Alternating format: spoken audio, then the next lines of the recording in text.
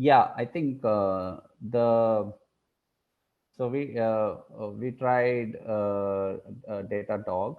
Like obviously there are other tools in other proprietary, like other proprietary tools in companies which they have self-made, but in terms of a more widely used thing, I think SigNoz is the only one we tried. Sorry, DataDog was the only one we tried.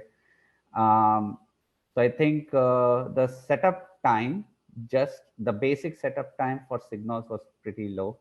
I Mhm. got it working within 1 to 1.5 days, Mhm. which was it didn't have the logs or what do you say metrics and all, but at least at a high level, it definitely had the traces and most of the stuff that we saw, exceptions, traces, etc.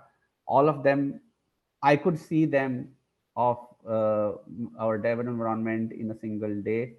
Mhm. For the other tools, it took with help for about 2 weeks. Mhm. And with SigNoz, I was able to at least get to that stage in a single day without any help, just reading the docs and following the steps. Interesting. So Uh, you're saying even like tools like Datadog, it would take 2 weeks, or this is more like yeah, more open source yeah, tools? I mean, like, yeah, because they require a lot of changes in AWS configurations Mhm. uh, and everything.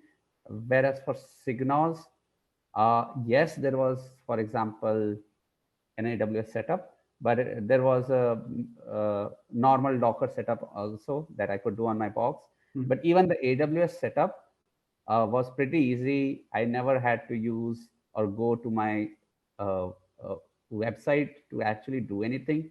Mhm. Mostly just following the instructions, copy pasting, and just seeing how it goes.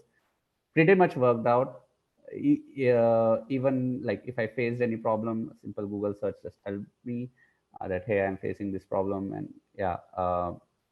Whereas for Datadog, I think because you have to go to these either AWS CLI or Mhm. you have to do go to the AWS and manually change some very specific things. And these were so many that we had to do.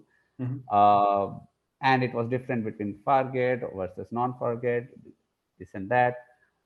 It was a bit complicated. Uh, Interesting. and for SigNoz, it was mostly just, you know what, for your local testing, just download this SigNoz repo and run install command. And for Kubernetes on AWS, you have to run this maybe 10 or 15 commands. Mhm. Sure, like that. I got it. The fact that I got it running in a single day, at least the traces and exceptions was pretty huge. Like then it gave us even more boost.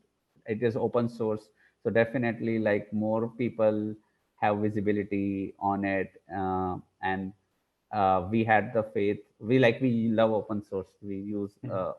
open source technologies. We don't like using any closed source technology. I think even in our system, the only Mhm. closed source we are using is S3 storage and Mhm.